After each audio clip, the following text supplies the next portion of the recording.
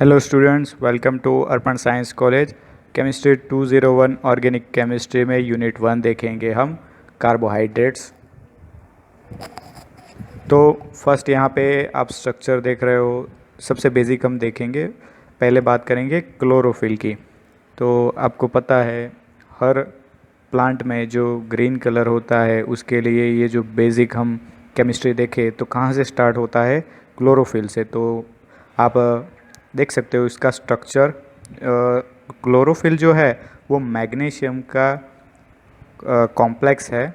जैसे कि हमारा ब्लड में जो हीमोग्लोबिन है वो आयरन का कॉम्प्लेक्स कंपाउंड है, वैसे ही प्लांट्स में क्लोरोफिल जो है वो मैग्नीशियम का कॉम्प्लेक्स है। आप जो स्ट्रक्चर है वो देख सकते हो।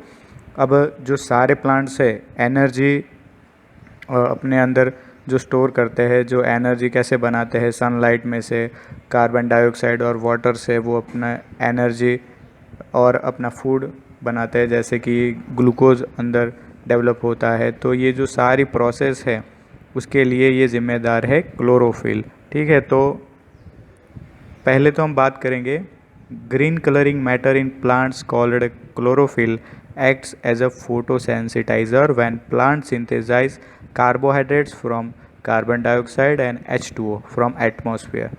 तो जो कोई भी प्लांट है अब वो एनवायरनमेंट में से कार्बन डाइऑक्साइड और वाटर इन दोनों कंटेंट से और सनलाइट और जो प्लांट में जो क्लोरोफिल होता है कॉम्प्लेक्स, उसकी वजह से जो एक ग्लूकोज आप देख सकते हो कि पूरा उसका एक साइकिल होता है जिससे एक ग्लूकोज मॉलिक्यूल बनता है, ऑक्सीजन वो देते हैं और कुछ कैलोरीज जनरेट होती है, तो वो अपने लिए एनर्जी और एक फूड बनाते हैं जिसको हम बोलते हैं ग्लूकोज। तो ये सारी क्या चीज़ है, ये कार्बोहाइड्रेट्स है। Cellulose and starch are naturally occurring macromolecules which are composed of thousands of glucose molecule. एक होता है मैक्रोमोलिक्यूल्स और एक होता है माइक्रोमोलिक्यूल। मैक्रो मीन्स कि इतना बड़ा उसका स्ट्रक्चर होगा कि बहुत सारे जो मॉलिक्यूल है एक दूसरे के साथ जुड़ के एक बड़ा स्ट्रक्चर बनाते हैं, उसको बोलेंगे हम मैक्रोमोलिक्यूल्स। जैसे हमारे बॉडी में कई सारे कंपाउंड है, उसमें एक हम देखेंगे स्टार्च है, सेल्यूलोज है, तो ये सारे मैक्रोमोलिक्यूल्स है। उससे भी बड़े आप देख सकते हो डीएनए है, आरएनए है, कुछ प्रोटीन्स है। तो उसमें आप देखोगे सेल्यूलोज और जो स्टार्च है वो बहुत सारे थाउजेंड्स ऑफ ग्लूकोज मॉलिक्यूल से बने हुए हैं। और ये जो कार्बोहाइड्रेट्स है वो असल में क्या है, पॉलीहाइड्रोक्सी एल्डिहाइड या फिर कीटोन है। जो कार्बोहाइड्रेट्स है या वो पॉलीहाइड्रोक्सी मीन्स कि वहाँ पे एक से ज़्यादा OH ग्रुप है और मेन ग्रुप जो रहता है उसमें वो एल्डिहाइड या फिर कीटोन होता है। और उसको अगर हम हाइड्रोलाइज करें तो उसमें से जो कंपाउंड मिलेंगे हमको, तो ये उसका बेसिक है। फर्स्ट आप यहाँ पे एक इमेज देखोगे कि कार्बोहाइड्रेट्स तो बहुत सारी चीज़ें जो आप खाते हो जिससे हमको एनर्जी मिलती है। हमने पहले F1 में देखा था कि हमने ऑर्गेनिक कंपाउंड के बारे में देखा था कि वो जितने भी कार्बन वाले कंपाउंड है वो बेसिकली कार्बन और हाइड्रोजन वाले जो कंपाउंड है एनर्जी के लिए यूज़ होते हैं। वैसे ही चीज़ हमारी बॉडी में कार्बोहाइड्रेट्स, तो कार्बोहाइड्रेट्स जो है वो भी हमें हमारी बॉडी में एनर्जी के लिए ही होते हैं कार्बोहाइड्रेट्स। तो आप जितने भी फूड सप्लीमेंट देख लो, हम डेली जो खाते हैं इन सब चीज़ में कार्बोहाइड्रेट होता है, उससे हमको कैलोरी मिलती है और हमारी बॉडी में हम सारे जो बॉडी फंक्शन करती है उसके लिए हमको एनर्जी चाहिए, तो वो हमको कार्बोहाइड्रेट्स में से मिलती है। अब हम देखते हैं यहाँ पे कार्बोहाइड्रेट्स का क्लासिफिकेशन। तो पहले बात करेंगे कार्बोहाइड्रेट जिनको हाइड्रोलाइज किया नहीं जा सकता सिंपलर कंपाउंड में, उनको बोलेंगे मोनोसैकेराइड। तो फर्स्ट मोनोसैकेराइड के कुछ एग्जांपल है जैसे कि glucose, fructose, mannose etcetera are monosaccharide. Means कि जिनको अगर हाइड्रोलाइज करेंगे तो नॉर्मल कंपाउंड में वो हाइड्रोलाइज नहीं होंगे, वो है मोनोसैकेराइड। अब उनसे आगे सुक्रोज, लैक्टोज एंड सेलाबायोस। अब उनको अगर हाइड्रोलिसिस करेंगे तो वो दो मॉलिक्यूल देते हैं मोनोसैकेराइड के, जैसे ग्लूकोज हो गया, फ्रुक्टोज हो गया, तो ये मोनोसैकेराइड है। अब इनको अगर ये सुक्रोज है, लैक्टोज है, अगर इनका हाइड्रोलिसिस के बाद ये सारे मोनोसैकेराइड देते हैं, मोनोसैकेराइड के 2 मॉलिक्यूल, तो उनको बोलेंगे डाइसैकेराइड। उसके आगे बात करेंगे स्टार्च, सेल्यूलोज, तो ये सारे मैक्रो मॉलिक्यूल्स हैं। तो मैक्रो मॉलिक्यूल का जब हाइड्रोलिसिस करेंगे तो वो बहुत सारे थाउजेंड्स ऑफ मोनोसैकेराइड मॉलिक्यूल देते हैं, इसलिए उनको बोला जाता है पॉलीसैकेराइड्स। उसके बाद ओलिगोसैकेराइड की बात करेंगे, तो ओलिगोसैकेराइड का मतलब ये होगा कि जब ये जो कार्बोहाइड्रेट है उनका हाइड्रोलिसिस करने के बाद 2 से 10 मोनोसैकेराइड मॉलिक्यूल अगर वो देते हैं तो उनको बोलेंगे ओलिगोसैकेराइड। अब जो मोनोसैकेराइड है उनका क्लासिफिकेशन 2 पार्ट में होता है, एक होता है आल्डोज एंड कीटोज। तो जनरली हम केमिस्ट्री में जानते हैं CHO ग्रुप मतलब aldehyde and COO group means की कीटोन। तो ये 2 पार्ट में हम उसको डिवाइड कर सकते हैं। अब वहाँ पे कार्बन नंबर जितने होंगे उसके ऊपर से हम मोनोसैकेराइड को कह पाएंगे कि वो ट्रायोज है, टेट्रोज है, पेंटोज है या फिर हेक्सोज है। ये उसके कार्बन के नंबर है कि कितना उसमें कार्बन है और कौन सा फंक्शनल ग्रुप है, उसके ऊपर से हम उसको आल्डोज या फिर कीटोज कह सकते हैं। तो यहाँ पे क्लासिफिकेशन है उसका कार्बोहाइड्रेट्स का। तो कार्बोहाइड्रेट्स का जो क्लासिफिकेशन है, sugar and non sugar. Sugar को बोलेंगे हम सैकेराइड्स एंड नॉन शुगर में है पॉलीसैकेराइड नॉन शुगर। तो यहाँ पे शुगर में हम देखेंगे मोनोसैकेराइड एंड ओलिगोसैकेराइड। तो मोनोसैकेराइड का जो फॉर्मूला है C6H12O6, ये उसका जनरल फार्मूला है, बट जो स्ट्रक्चर है वो जैसे नाम है ग्लूकोज है, फ्रुक्टोज है, तो उसमें स्ट्रक्चर चेंज होता है, बट उनमें जो एटम है जैसे कि 6 कार्बन है, 12 हाइड्रोजन और 6 ऑक्सीजन, ऐसे करके उसका फॉर्मूला C6H12O6 सब में सेम रहेगा मोनोसैकेराइड में, बट उनका जो स्ट्रक्चर है वो थोड़ा डिफरेंट होगा। वैसे हम देखेंगे ओलिगोसैकेराइड में, तो ओलिगोसैकेराइड में हम 3 पार्ट देखेंगे, डाइसैकेराइड, ट्राइसैकेराइड, टेट्रासैकेराइड। तो डाइसैकेराइड का फॉर्मूला यहाँ पे देख सकते हो C12H22O11। तो उसमें एग्जाम्पल है सुक्रोज, माल्टोज, लैक्टोज एंड सेलाबायोज। ट्राइसैकेराइड में है C18H32O16, रेफिनोज है। टेट्रासैकेराइड में है C24H42O21, स्ट्राइचायोज है। तो ये कार्बोहाइड्रेट्स का क्लासिफिकेशन है। उसके बाद आप मोनोसैकेराइड में हमने जैसे आगे बोला कि 2 पार्ट में हम उसको देख सकते हैं, एक है आल्डिहाइड वाला आल्डोज और कीटोन वाला कीटोज। तो आल्डिहाइड में हम देखेंगे आल्डोज में ग्लूकोज, तो ग्लूकोज का जो स्ट्रक्चर होगा उसमें आल्डिहाइड ग्रुप है और फ्रुक्टोज में कीटोन ग्रुप है। तो दोनों का फॉर्मूला सेम रहेगा, C6H12O6 दोनों में रहेगा। अब जो मोनोसैकेराइड है according to carbon number aldo triose, अब आल्डोज में भी ये कार्बन नंबर देखेंगे और फ्रुक्टोज में भी। तो जैसे कि आल्डो ट्रायोज, ट्रायो मीन्स कि 3 कार्बन है, तो स्ट्रक्चर है उसका फॉर्मूला है C3H6O3। तो वहाँ पे एग्जांपल में D और L ग्लिसरॉल्डिहाइड है। आल्डो टेट्रोज मतलब कि 4 कार्बन है, तो C4H8O4 उसका एग्जाम्पल है D एरिथ्रोज। आल्डो पेंटोज मतलब कि 5 कार्बन के लिए C5H10O5 D प्लस एराबेनोस। और आल्डो हेक्सोस में हम देखेंगे वो स्ट्रक्चर होगा ग्लूकोज C6H12O6। तो उसमें D minus glucose, D plus mannose, L glucose और D ग्लूकोज दोनों आते हैं। फिर कीटो हेक्सोस, अब कीटो हेक्सोस में हम देखेंगे D फ्रुक्टोज C6H12O6।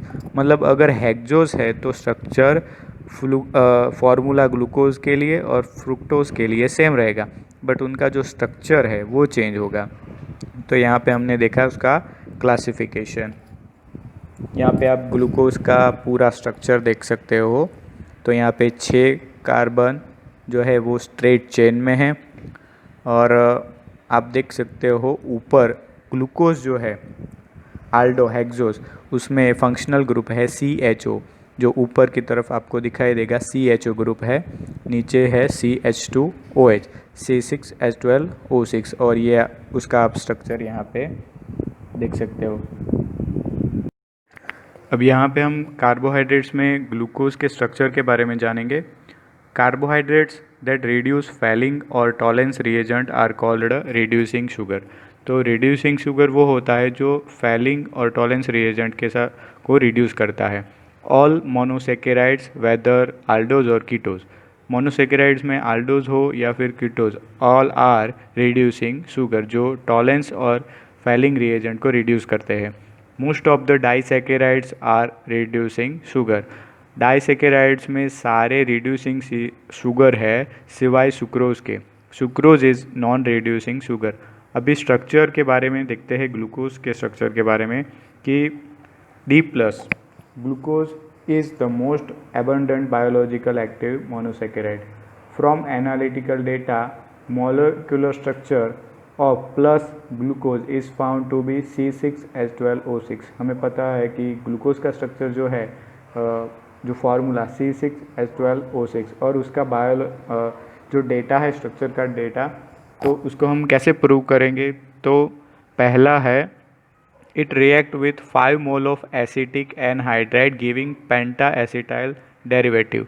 अब यहाँ पे अगर एसिटिक एनहाइड्राइड के साथ अगर रिएक्शन करवाएंगे 5 मोल्स ऑफ एसिटिक एनहाइड्राइड, तो क्या होगा कि जहाँ पे ग्लूकोज में OH फंक्शनल ग्रुप है, वहाँ पे एसिटाइल ग्रुप वहाँ पे अटैच होता है, जो कि कन्फर्मेटिव टेस्ट है कि glucose contains 5 hydroxyl group, 5 OH group है वहाँ पे। Glucose gives addition reaction with hydrogen cyanide, NH2OH, hydroxyl amine, and C6H5NH, NH2, phenyl hydrazine, which proves the presence of aldehyde or ketone group may be present। अब ये जो सारे compound है, HCN है, NH2OH है, फिनाइल हाइड्रेजिन्स है, तो ये सारे रिएक्शन करके प्रूव करते हैं कि वहाँ पे एल्डिहाइड ग्रुप है या फिर कीटोन ग्रुप है।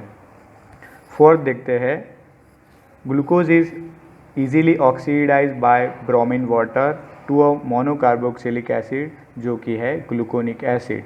This confirms presence of aldehyde group. अब जो aldehyde ग्रुप है, अगर उसका ऑक्सीडेशन करेंगे तो वो COOH ग्रुप कार्बोक्सिलिक एसिड में कन्वर्ट होता है, तो ग्लूकोज जो है वो ग्लूकोनिक एसिड में कन्वर्ट होगा। जब अगर ग्लूकोज का अगर हम HNO3 मतलब नाइट्रिक एसिड के साथ रिएक्शन करवाएंगे तो डाई कार्बोक्सिलिक एसिड बनेगा, saccharic acid. This indicates the presence of CH2 group at the other end of glucose molecule. तो हमें ब्रोमीन वाटर के साथ रिएक्शन से पता चला कि CHO ग्रुप है, एल्डिहाइड ग्रुप है, उसका कन्वर्जन हुआ कार्बोक्सिलिक एसिड में। जब अगेन नाइट्रिक एसिड के साथ रिएक्शन करवाते हैं तो अगेन एक COOH ग्रुप बनता है। वो किसकी वजह कि अदर एंड पे, सेकेंड एंड पे CH2OH ग्रुप है, मतलब अल्कोहल ग्रुप है, तो ये बनाता है COOH ग्रुप को। Glucose on reduction gives hexahydric alcohol, जिसको बोलते हैं sorbitol, which gives hexa acetyl derivative with acetic anhydride.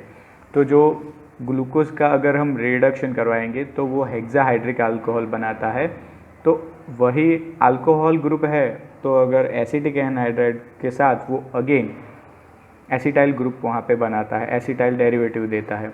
अगर हम उसको HI हाइड्रोआयोडिक एसिड के साथ रिएक्शन करवाते हैं तो वो 2-आयोडोहेक्सेन देता है। अगर HI के साथ उसका रिडक्शन करवाते हैं तो फिर वो स्ट्रेट चेन अल्केन में कन्वर्ट हो जाता है। This proves that all the 6 carbon atoms in glucose are in a straight chain. ये प्रूव करता है कि जो ग्लूकोज है उसमें जो सारे 6 के 6 कार्बन है वो स्ट्रेट चेन में है। From all the above arguments the formula of glucose can be given as under C6H12O6, और आप उसका स्ट्रक्चर देख सकते हैं। तो फर्स्ट जो 6 कार्बन है, फर्स्ट कार्बन है वो CHO मतलब एल्डिहाइड ग्रुप है, और सेकेंड से लेके 5th तक CHOH मतलब एक कार्बन के एक साइड हाइड्रोजन और एक साइड OH फंक्शनल ग्रुप होगा। और लास्ट में जो कार्बन है वहाँ पे CH2OH, मतलब वहाँ पे अल्कोहलिक ग्रुप है। ये है ग्लूकोज का स्ट्रक्चर। तो जब ग्लूकोज की यहाँ पे वेरियस रिएक्शन दी गई है, फर्स्ट है NH2OH, मतलब कि हाइड्रोक्सिल एमाइन के साथ। जब हाइड्रोक्सिल एमाइन के साथ रिएक्शन करवाते हैं तो ग्लूकोज ऑक्साइम बनाता है। ऑक्साइम मीन्स कि जहाँ पे फर्स्ट CHO ग्रुप है, CHO ग्रुप के साथ जहाँ पे ऑक्सीजन है, ऑक्सीजन की जगह पे NOH, मतलब ऑक्साइन ग्रुप वहाँ पे लगता है, तो ग्लूकोज ऑक्साइन बनाता है। ये है एल्डिहाइड की टेस्ट की, ये प्रूव करता है कि फर्स्ट जो कार्बन है, फर्स्ट जो ग्रुप है वो एल्डिहाइड ग्रुप है फर्स्ट कार्बन पे। सेकेंड है फिनाइल हाइड्रेजिन। जब फिनाइल हाइड्रेजिन के साथ ग्लूकोज की रिएक्शन करवाते हैं तो जहाँ पे CHO पे ऑक्सीजन को वो चेंज करके वहाँ पे NH6H5 ग्रुप लगता है और कंपाउंड बनता है ग्लूकोज फिनाइल हाइड्राजोन। अगर यहाँ पे जो हाइड्रोक्सिल ग्रुप है अगर उसकी टेस्ट करनी है तो एसिटिक एनहाइड्राइड के साथ आप देखोगे कि जो बीच में सेकंड से लेके 5th कार्बन तक जहाँ पे OH है वहाँ पे एसिटाइल ग्रुप लग जाएगा और जो कंपाउंड बनता है उसका आप यहाँ पे स्ट्रक्चर भी देख सकते हो, उसका नाम है ग्लूकोज पेंटा एसिटाइल डेरिवेटिव। जब यहाँ पे ग्लूकोज का अगर हम रिडक्शन करेंगे निकल और हाइड्रोजन के साथ तो यहाँ पे फर्स्ट जो एल्डिहाइड ग्रुप है वो अल्कोहल में कन्वर्ट होता है, उसका नाम है सॉर्बिटॉल। सॉर्बिटॉल का जब एसिटिक एनहाइड्राइड के साथ रिएक्शन करवाते हैं तो वो बनाता है ग्लूकोज पेंटा एसिटाइल डेरिवेटिव।